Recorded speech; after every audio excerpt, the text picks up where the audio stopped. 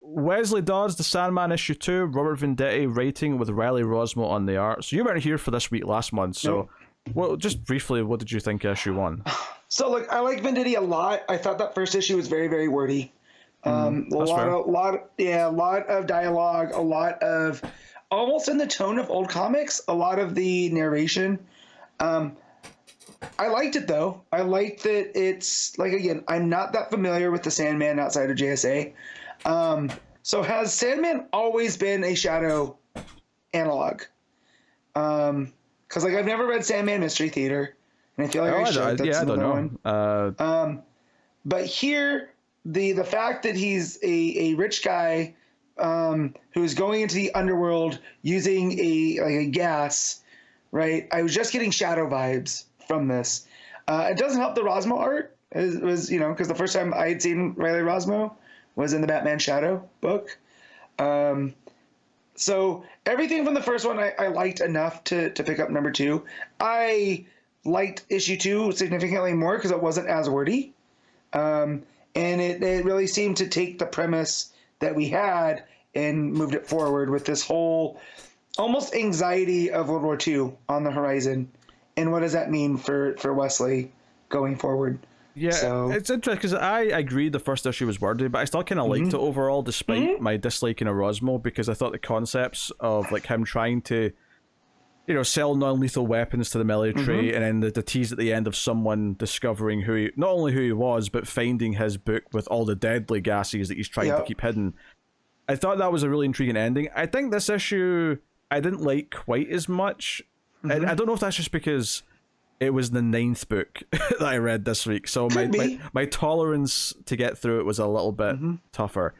But so his place is burned down. The fire department just think it's an arsonist or a robber who burned it down and got killed. Yeah, a burglar who got caught, right? So they're like, oh, it's an open and shut case. We got the body. Yeah, but of course Wesley finds that his journal's missing, so he's really terrified that someone's got it. And he's staying with is it his fiance's dad that he's not staying with, but he's staying in the same building. Yeah. He's like the floor up. Staying in the same building, and then his dad's friend, the other titan of industry that got him the interview in the first issue with the gases. He's staying in that same neighborhood. And he's having nightmares of what his gas could do, and he sees like a villainous version of himself, like a villainous Sandman, which turns out to be a real thing. At the end of the issue, we see whoever's got his journal has got a sort of darker version of his suit and is going to go out there with this more deadly gas to kill people.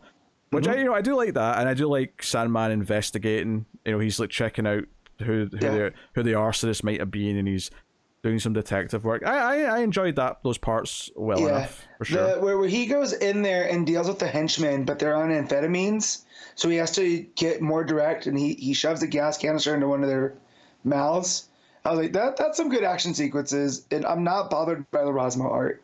Like, there's some wonky faces here and there, and some wonky proportions. What I said last time is that when the gas mask is on, it looks fine. When it's regular human faces, it looks really bad. You're not wrong, though. But no, I like this tease of this villainous, Sandman at the end, which... Don't get me wrong, it's a very common comics trope to make the arch nemesis just be the evil version of whatever the hero is. But like, I'm cool with it because the book feels pulpy. Honestly, I think that like the book's fine as far as like compared to issue 1.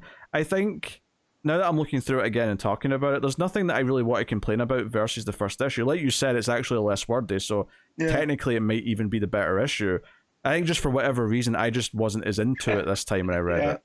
Yeah, well, and again, it's not pulpy. We all know how much I love pulp, and when Venditti does pulp, it's kind of right up my alley. So, like, I'm not surprised how much that I liked it. So, after I read the first issue, and I was, not that I was down on it, but I was kind of like, I hope it's not going to be this wordy. I hope it's not going to take me a while to read every issue. So, when I got to this one, it got some points for me getting through it quicker. Because, like, before I knew it, I was in the, off-world preview.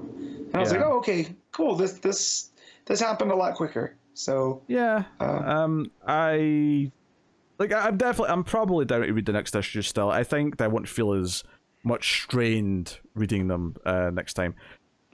But all right, what are you giving Wesley Dodds' The Sandman issue 2? I'm gonna give this a 7.5. I enjoyed it, but there are some There's a little bit of things, but not too many. Yeah, I think I'll go a straight 7, which is higher than I was thinking when I was reading it. But looking through it now, I actually can't see anything to complain about really, other than just the same, Rosmo art issues that I would have had before anyway. So I'll give it a 7.